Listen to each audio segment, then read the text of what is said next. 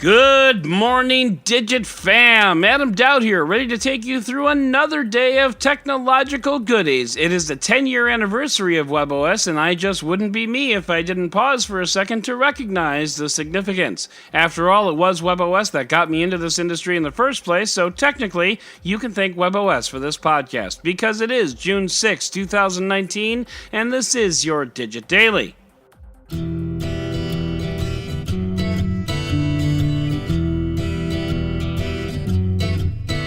Well, I flew with your package, I'm a drone with no name. It feels good to get into the game.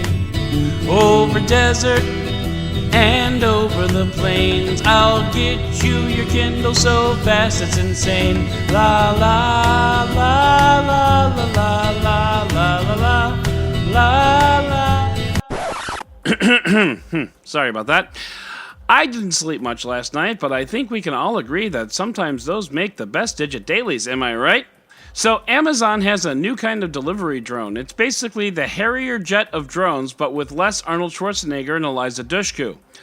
This drone does vertical takeoff and landing, and then flies forward very similar to a normal plane. It has a unique hexagonal design and a range of about 15 miles, which honestly is more like 6 miles when you factor in round trips and stupid Amazon customers standing in the landing zone with their arms outstretched like kids waiting for candy at a parade. The drone is rated to carry about 5 pounds of cargo, which according to Amazon is about 75 to 90% of the packages that they deliver.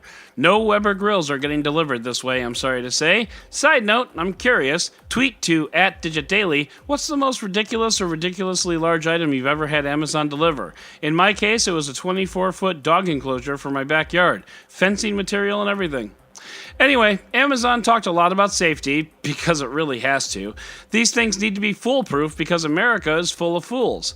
The blades are shrouded as one would expect, but Amazon also talked about diversity in sensors. You've got ultrasonic, thermal, and visual sensors and machine learning that can make safe decisions based on an ever-changing world. Of course, I was listening to a new podcast, Factually, with Adam Conover, and they were talking about autonomous driving, and Salita Reynolds from Los Angeles Department of Transportation pointed out that the world is full of infinite edge cases in autonomy, and it's going to be insanely hard to address them all. Ask any programmer, they hate edge cases. Basically, you can pack as many sensors as you want on a drone, but you can't guarantee that it will always make the right decision. There comes a time when we as a society will have to trust. I think I'm there, but I've never had a 20-pound robot fall on my head, so the jury's still out. Still, delivery drones are a long way away. Alphabet company Wing is the only company to have received FAA approval to operate in the United States, and they're stuck in some forgotten corner of Virginia where literally the worst thing that could happen would be they'd have to pay the vet bill for a cow that got a Pixel phone dropped on it. Now, Amazon has gotten a 1-year hall pass to test out the drones in a limited way, I'm using air quotes. Like so many things in tech, this is a wait-and-see scenario. That being said, the video of the drone in action is kind of cool, so hit up the links in the show notes and see for yourself. But now, it is time to head into the roundup! New renders have emerged of the Samsung Galaxy Note 10 missing the headphone jack, and just so we're all on the same page, rumors and renders are two parts of the same kebab. Just because someone took the time to draw what rumors are saying doesn't make them less of a rumor. I could be wrong here, but Samsung's held out this long, and until I see a phone on stage with no headphone jack, I'm not believing it. Global smartphone shipments are expected to drop for the 3rd year in a row. As it turns out, there are only so many people in the world and they all have smartphones. That's actually not true, but it's kind of true. Some wonder if 5G will turn the tide, and the answer is no. 5G is not ready yet, and by the time it is, people will be trading in their phones for 5G phones. That's called zero population growth. We've plateaued, folks. So if you're wondering why Apple is coming up with original TV programming, this is why.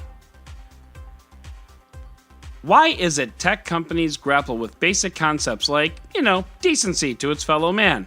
Think about it. YouTube, Twitter, Facebook, Instagram, all of them claim to want to bring people together, but often the result is just bringing people together to wage war on someone else. YouTube is the latest clown in this circus, and it would take an entire series of podcast episodes to explain this entire scenario. But if you Google Steven Crowder and Carlos Maza, you'll find a crap storm of hate on one side and a man with a non-white penis on the other side. Shocking, I know. Well, YouTube is currently deciding how much bad PR it can deal with in 1 week as it tries to address this matter without actually addressing it or stopping the onslaught of clicks that anti-gay hate seems to generate. I'm just going to put this right here. YouTube, Facebook, Twitter, Instagram, listen up. You have a choice to make right here, right now. You either support decency to your fellow man or you support money. Just, let us know which way you're going to go with this and we'll all act accordingly. Still, credit where it's due, YouTube did post a blog saying that it will take steps to clean up its doo-doo pile. It will start removing content that supports Nazi ideology, and good news, kids, it only took 70 years for tech to stop liking Nazis. Plus, it will not allow videos that deny well-documented events took place. Sandy Hook, the Holocaust, presumably the moon landing, though that one is not actually cited. It'll also reduce the spread of misinformation. Flat Earth was mentioned, anti-vaxxers were not. So instead of getting millions and millions of views, this content will just get millions of views, which is nice, but YouTube reducing the spread of information is not enough. Stopping the spread of information is enough, but fine, baby steps. In case you missed it yesterday, the helicopter rescue of a 74-year-old injured hiker went terribly wrong when the stretcher she was raised on started to spin. And spin, and spin, and spin, and spin, and spin, and... Long story short, it was like teacups from hell. Today we find out why it did that, and the short answer is physics and malfunctioning equipment. Click the link in the show notes to check it out. And finally, in California, there is a ladybug swarm so huge that it's actually showing up on weather radar. It's approximately 80 miles wide and 80 miles long, and it's all ladybugs, which individually are adorable, but in a mass that big, terrifying. So if you were thinking about taking a nap this afternoon, that ought to cure you. So that is going to do it for today's Digit Daily. If you'd like to learn more about any of these stories, check out the links in the show notes and subscribe to our daily newsletter on Digit.com.